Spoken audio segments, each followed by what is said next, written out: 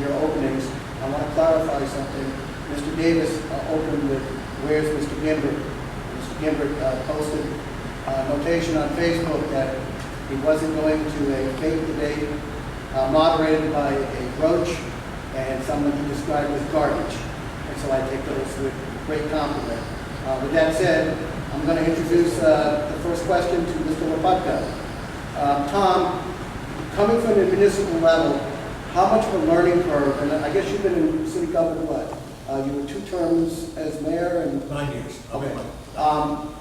Do you feel you have enough of a learning curve, especially being in West Volusia with all the changes, to come into the dais and the land and not miss a beat? No, not at all. It's very. We're running the same types of government. Yeah, these are city manager, in this case, a county manager, with a council form of government. They are to make policy. They should be making policy. But no, it is very, very similar. In aviation, we find that airplanes, whether they're small or they're large, they all fall under the same principles of flight. But so no, I don't find there's a learning curve at all, other than some of the issues perhaps. I guess falling is better than crashing. Mr. Kelly, you're from a larger municipality. I believe Ormond Beach is, what, 4th or 5th largest in the county. And you have a lot of experience as well. How many years in municipal government with council and mayor? 15. 15 years. Do you see any bit of a curve in terms of transition if you're elected by the voters either in August or November? I think the only adjustment will be working with people that you haven't worked with. And when I'm elected, there'll be 3 new people on the county council. You're talking about the elected officials? Yes, the elected officials. There'll be 3 new people. Right. If I'm elected, so you'll have a different makeup of the council. And the first thing you need to do is to work and develop policies and procedures and where you want to go as a group, because those 3 may be different than the 3 that are no longer there. So I don't see any learning curve at all. I've had my own business, even when I was with Hawaiian Tropic, setting up a European subsidiary. I was CEO of a European company. It was basically my own company. I had to answer to Ron because it was my own. Wow, we only get a minute now? Those other guys talk forever. But anyway, sorry. Anyway, there will be no learning curve whatsoever. A businessman makes decisions based upon the facts, and the best decisions are made by getting all the facts and going forward. So, in summary, Mr. Butker and Mr. Kelly, you see yourselves running, up and running right from the start, pretty much. Absolutely. Day one. Okay. Jason Davis, you were a newcomer. I believe your previous run was a congressional seat where you were pretty well not known. You ran against 2 heavyweights in 2012, and Mr. Ted Doran and Carl Persis. You had, what, 12,000, 10,000 for a campaign? About 70. And I believe in the general election, Persis, you bested him by 22,000 vote plurality? 68%. Okay. With that said, you were criticized very heavily by the news journal, especially at the beginning, just not keyed in. Mr. Knopfler, who was in our second debate, Ted Knopfler, he was part of a group of Republicans who went to the dais, and you were especially criticized for voting with Deneen and the Democrats that were on the council. And of course, what would you say, did you have a learning curve from that experience? Well, you know, no matter what you do when you go into a new job, I was an non-commissioned officer in the Army, and when I go from post to post, you have a learning curve. There's always a learning curve. It doesn't matter. You know, the county manager and I were talking a couple of weeks ago, and he says, you know, the difference between running a city government and a county government is like driving a tricycle and then jumping to a semi-truck. There's a lot more to do. There's a lot more money involved, higher budgets. You know, we have more departments, we have more people. We have over 5,000 people under our employ. You got to know where to go. You got to know who to talk to. You've got to travel 40,000 miles a year to get around this county. You've got to do these things. These are the things you got to do. Yeah, there's a little bit of a learning curve. But you know what? Within a couple of months, I was there, on board, taking off and rock and roll. And everything was going great. Thank you very much. Tom Lepupka, first, next question is going to go to you. There's been a lot of discussion about the beach, the world's most famous beach, which some people say is Daytona. I kind of think of it as the East Coast, it's the county's beaches. There's been talk about making it better for the public by taking off the tolls. Where do you stand on that issue of tolls? Well, I think the tolls are, if they're doing what they were intended to do, they're appropriate. In other words, if they're paying for the grooming of the beach, for those that are using the beach, we also have a lot of people outside of Volusia County coming to these beaches. So if in fact, if those tolls are actually doing that, and paying for the grooming, paying for the upkeep, paying for the public safety there, then it's appropriate. But if it's not being evaluated that way, then it probably isn't. I don't know that answer, but I would certainly be asking that question. It's a good question. Mr. Kelly, you've made it known that you would like to see the tolls come off. Can you say why and if you think it's feasible? Yeah, I think because at one point when I looked at it real deeply, half of the money was going to the company that was collecting the tolls. So where was that other half? And prior to the tolls, who was paying for that? It was in the general fund. It came out of the general fund. I would like to see another way. I'd like all the ramps open. And if anybody's listening out there and we're going to repost this on Facebook, hear it. I want all the beach ramps open so you can access the beach and drive on it. If you can't, if you're not going to access it, somebody even criticized and said, you want to open it so that bicycles and people can walk down. No, you don't need a bicycle ramp open. The ramps need to be open. You can create kiosks. And every local person should have the ability to have free pass. The people that should pay should be the people that come, that use the beach, that don't do anything but drive over here and want to use the beach as their place. They mess it up. But let the tourists that come here, let them pay, open it up, and put kiosks in there. Jason Davis, what's your point of view on who we heard from Mr. Baca and Mr. Kelly's clear, going the opposite direction? Where do you stand on it? Well, I'd love to open every single ramp there is. I'd love to open them up. Unfortunately, you can't do that because there are some of these ramps are in an area where you can't drive, or the sand is too soft. You can't get your car through. So opening all the ramps is really impractical. I did bring the idea of kiosks in when we were talking about beach access when we were changing the fees 2 years ago. That we could put a kiosk actually in a 7-Eleven where someone can put in their credit card bank, get it passed, go around the beach, put it on the car. We don't even need those toll booths. Unfortunately, the other council and the county staff, the county manager didn't agree with that, so that's no problem. So we keep our little toll booths, and here's the thing. Without the toll booths, who is not only going to see, yeah, you're right, 50% of that money goes to the company that collects the tolls. The other 50% goes to pay for the law enforcement out there, our beach patrol, goes to pay for those young kids that go out there and jump out there and save their life, clean up the beach, and we've got a little small. So. Staying with that theme for a minute, Jason Davis, the incumbent, we discovered through our own reporting that Mr. Gimbert, we checked all of you out in terms of anything that stood out, that Mr. Gimbert in his 20s was given a summons to go to court for a misdemeanor crime of entering the beach with a motor vehicle, not by way of ramp.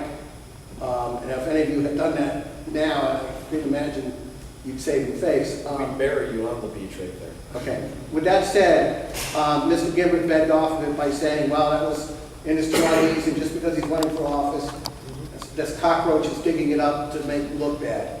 You agree with that, Mr. Davis? For a guy that's been pushing which part, that you're a cockroach or that? Mr. Davis, Mr. Gimbert's responsibility and judgment. Well, let me just say this, Mr. Gimbert and I have one thing in common. We were both 20 years old, and we were full of all the energy in the world, and we probably did some crazy things when we were 20 years old. Well, no, he was late 20s, but you were no, late 20s. Weren't you in Gulf War? Weren't you in Gulf War in your 20s? Yeah, in the late 20s, instead of driving my four-wheel drive, which I did see the report, driving my little four-wheel drive Jeep down and destroying protective environment and trying to get onto the beach for free or whatever his crazy idea was, I was jumping out of airplanes protecting this country in the middle of a foreign nation, trying to save everybody, keep our freedoms going. So, I was in my 20s, I was doing crazy things. Well, I was doing crazy things too, but it was saving this country. And to be clear, you were combat wounded, right? Yes, I was injured in combat. Mr. Kelly, what does that say about judgment for someone in their 20s to beg off of something like that, and for someone that says he's the savior of the beach? I'm not sure that you should blame things you do in your youth on judgments that you make to try to access a beach going around a coastal area. I mean, how do we know there wasn't a turtle nest, for God's sake, sitting there somewhere? Or vegetation, I mean, the sea oats. I mean, that just shows that you had lack of respect for authority, wanted to play outside the bounds of government and regulation. I don't think it was a good choice. It's not one that I would not have done at that time in my 20s.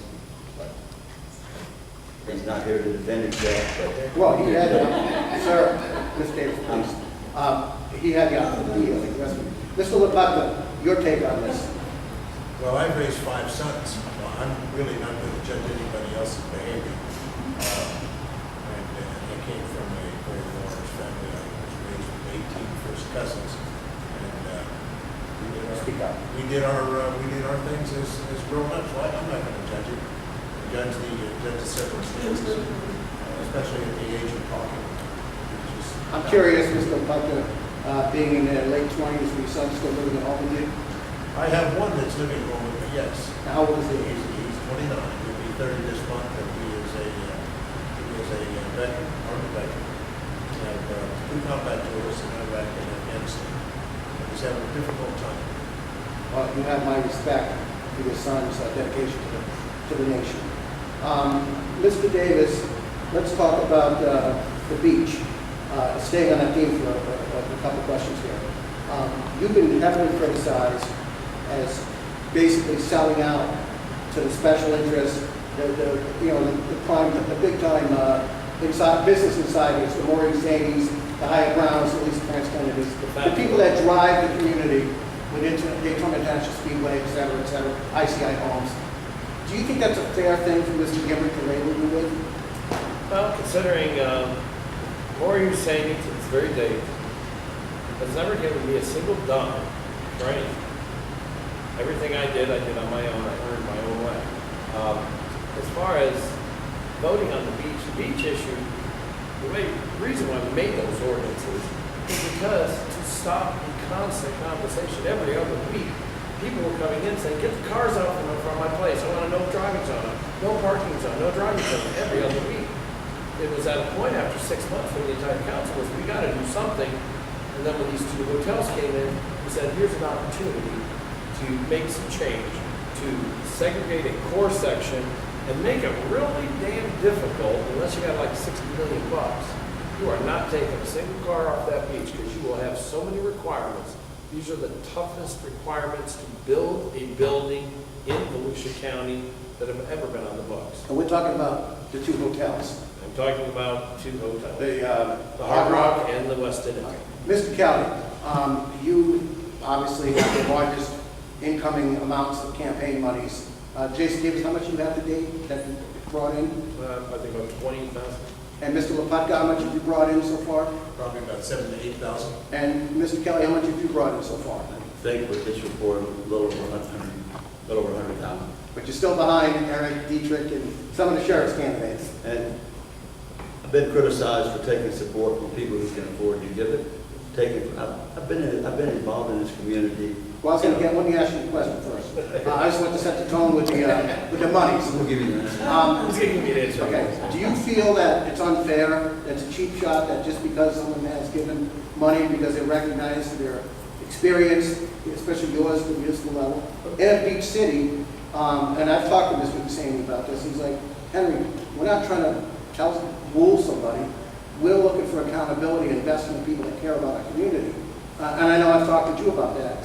Would you say that that's accurate, or do you think that maybe you owe somebody something in exchange for getting that? There's nobody that can give enough money to buy me to do whatever it is they want me to do. I'm going to make my decisions based upon what I want. I have people that have seen me successful in business. They've seen me successful in government. They've seen me make a difference in the city of Long Beach. And to criticize that, and then out of that same mouth or Facebook post, go running in emails begging to the same people for money and not getting it, and then criticizing me over it, really kind of ticks me off. But they support me because they've seen the result and the evidence of what I've done and the work that I've done. And I'm not beholden to anyone. Mr. Kelly, and I'll get to you in a second, Mr. LaPatka. You've run in how many elections? all but one, which would be Ken. I've won 9. So you've never lost an election? I lost one in 97. Okay, you've lost one, and you've won one. How about you, Mr. LaPucca, how many elections have you found yourself in contesting? I've been in 3 and won 2. But they count VFWs. Stop it. We have elections. Mr. LaPucca, you've heard the amounts, you've heard the scenarios and explanation. What's your take on it if you feel it's unfair to be criticizing the candidate because he's got X amount of dollars, or if he's big? Well, I'm not doing the criticizing, so I'm Right. not criticizing. No, but I mean, in terms of, no, but I'm talking about those who say that these people are bought and sold, and they're not really representing the public. You can say a lot of things about a candidate, and I don't necessarily really listen to that. That's, you know, we are spending a lot of time with each other, these candidates. You know, we're probably seeing each other a lot more than we've had in the past because of the forums that are going on. And so we're getting to know each other a lot better, and I respect these gentlemen. I really do. It's good to be out, and I don't mind sitting at the table with these men. They're bright, and they're knowledgeable, and I trust them. Why are you here, Mr. LaPucca? Why am I here? Yeah. Because I'm a qualified candidate. You've asked me. Okay, Mr. Kelly, why are you here? Tonight, Yes, tonight. there was a debate, and I show up for every debate that I can, and to have the opportunity to discuss the issues and share my thoughts. Do you go to fake debates? I did go to faith debates. No, fake debate. Fake debates? Fake debates. Oh, they said fake Pretend debates. Is that what you guys I said? thought he said fake. No, he said fake debate. Fake. F-A-K-E, fake. I understand. Like flake, without the L. We've been to debates where there were a lot less people than there are here. We've been where the candidates outnumber the audience. So. But you felt the message was I pure go and to every real. debate where I have an opportunity to effectively change someone from who they're going to vote for to me, and I work for every single vote, because having lost by 34, every vote counts. Mr. Davis, the same question to you. You know, there's an old saying, and we were kids growing up, where's Waldo? Where's Mr. Gimbert? Why are you here tonight? Well, you know, exactly correct. The same thing that Mr. Colley said. You know, we go to these debates. We are out here to get the point across to let you know what's really going on in government. You know, you hear all these things and write-ups and people saying, and you know, the wonderful world of Facebook, which is, believe it or not, folks, I know it's hard to believe, but not everything on Facebook is absolutely true. I know it's hard to comprehend, but that is the truth. And so to get out here and get the truth, to know what's really going on in your governments, you know, to hear their opinions, and to hear my opinion, you know, to, like Mr. Kelly says, every single vote counts. You come out here, talk to people, I want your vote, they want your vote, it's your choice. Who do you believe is going to do the better job? Mr. Kelly, moving on now beyond the beach to other areas, there's been a lot invested in our trails program. I believe there was Jason Davis, you know this better than I would. What was the program with put to the voters that had like a 20-year lifespan to Clark County? Echo. Is that Echo or Evolution Forever? Both, actually. Echo is the ecological cultural